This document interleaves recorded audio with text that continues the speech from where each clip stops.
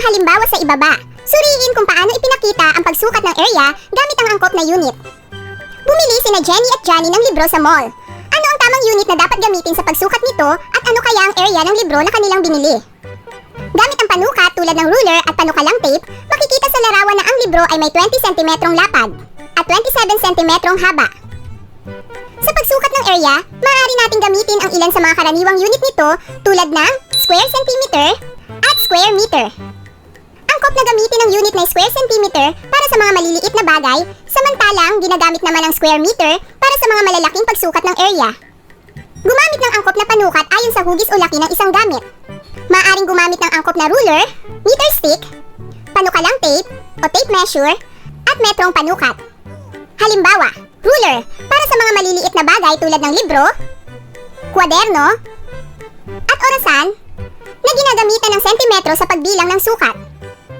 Panukalang tape naman para sa malalaking pagsukat tulad ng sahig ng bahay, hardin, at mga kalsada na ginagamitan ng metro sa pagbilang ng sukat.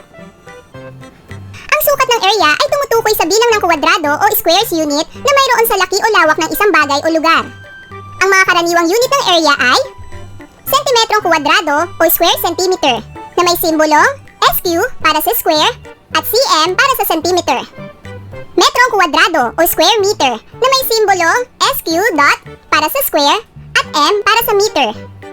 Makikita sa grid sa kanang bahagi na ang isang maliit na kwadradong parisukat ay may haba na 1 sentimetro at lapad na 1 sentimetro. Ang area ng isang maliit na parisukat ay 1 square centimeter. Ang bilang ng lapad ng buong grid ay 10 o 10 cm at ang bilang naman ng haba nito ay 10 rin o 10 cm. Kaya kung bibilangin ang lahat ng maliliit na parisukat, ito ay makakabuo ng 100 square centimeter. Ganon din naman sa pagbilang ng meter. Upang lalo pa ninyong maunawaan ang tungkol sa ating aralin ay magsanay tayo. Pagsasanay bilang isa. Piliin ang pinakaangkop na unit na dapat gamitin sa sumusunod. Isulat sapat lang ang sentimetrong kwadrado o square centimeter o metrong kwadrado o square meter. Una, lamesa. Ano ang angkop na unit na dapat gamitin sa larawang ito? Magaling! Ang angkop na unit para sa lamesa ay metrong kwadrado o square meter. Pangalawa, kwaderno. Ano ang angkop na unit na dapat gamitin para sa kwaderno? Mahusay! Ito ay sentimetrong kwadrado o square centimeter. Pangatlo, sahig ng kwarto. Ano ang angkop na unit na dapat gamitin para sa sahig ng kwarto? Magaling! Ito ay metrong kwadrado o square meter. Pang-apat, lagayan ng sapatos. Ano ang angkop na unit na dapat gamitin para sa lagayan ng sapatos? Mahusay! Ito ay sentimetrong kwadrado o square centimeter. Panglima, libro. Ano ang angkop na unit na dapat gamitin para sa libro? Magaling! Ito ay sentimetrong kwadrado o square centimeter. Na unit sa sumusunod na mga sitwasyon. Una, ang unit na angkop para kunin ang area ng kumot ay magaling! Metrong kwadrado o square meter dahil ang sukat ng kumot ay mahaba. Pangalawa, ang angkop na unit para masukat ang area ng swimming pool ay magaling! Ito ay metrong kwadrado o square meter dahil ang sukat ng swimming pool ay malaki. Pangatlo, anong angkop na unit ang gagamitin ni Marjo sa pagsukat ng area ng hardin? Mahusay! Ito ay metrong kwadrado o square meter dahil ang sukat ng hardin ay malaki. Pang-apat, nais ni Doy na sukatin ang area ng kusina. Ano ang angkop na unit ang dapat niyang gamitin? Magaling! Ito ay metrong kwadrado o square meter dahil ang sukat ng kusina ay malaki. Para naman sa pagsasanay, tandaan, sa pagsukat ng area, maaari nating gamitin ang ilan sa mga karaniwang unit nito tulad ng square centimeter at square meter. Angkop na gamitin ang unit ng square centimeter para sa mga maliliit na bagay, samantalang ginagamit naman ang square meter para sa mga malalaking pagsukat ng area. Maaaring gumamit ng angkop na ruler, meter stick, panukalang tape o tape measure at metrong panukat. Ang aralin ay natutuhan ninyo ang pagsukat ng area gamit ang angkop na unit na maaaring sentimetrong kwadrado o square centimeter at metrong kwadrado o square meter. Sa araling ito ay pag-aaralan natin ang tungkol sa suliraning routine at non-routine gamit ang area ng parisukat at parihaba. Simulan na natin ang pag-aaral ng ating aralin sa araw na ito. Tingnan ang halimbawa sa ibaba.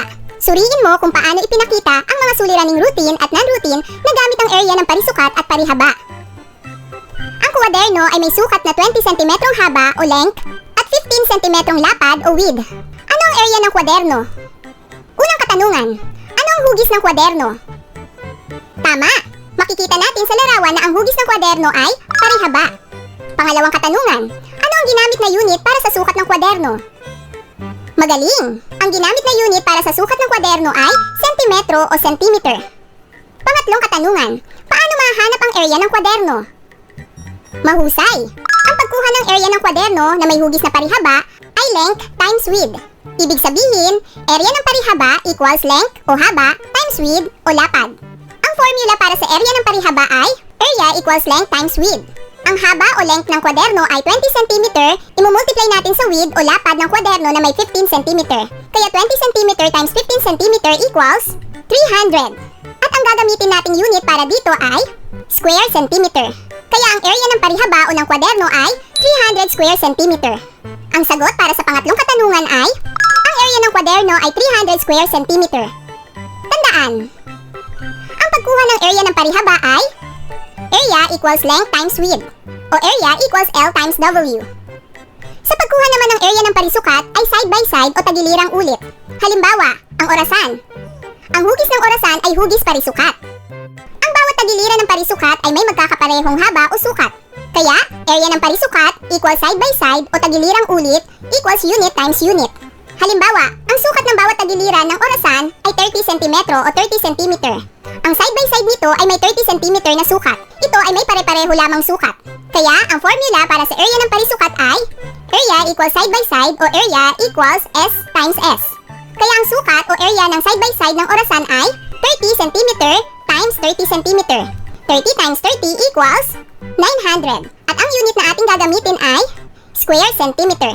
Kaya ang area ng parisukat o area ng orasan ay 900 square centimeter. Tandaan, ang pagkuha ng area ng parisukat ay area equals side by side o area equals S times S.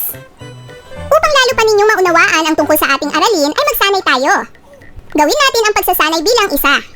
Gumuhit ng angkop na ilustrasyon upang makatulong sa pagsasagot at lutasin ang suliranin. Gawin ito sa iyong sagutang papel. Una, si tatay ay bumili ng sobreng parihaba para sa takdang aralin ng kanyang anak na si Digoy. Kung ang sobre ay may sukat na 17 cm haba o length at 10 cm lapad o width, ano ang area nito? Makikita natin na ang hugis ng sobre ay parihaba, kaya ang kukunin natin ay ang area ng parihaba. Ang formula para sa area ng parihaba ay area equals length times width o area equals L times W. Ngayon ay imumultiply natin ang length o haba sa lapad o width. Ang length ng sobre ay 17 cm at ang width ng sobre ay 10 cm.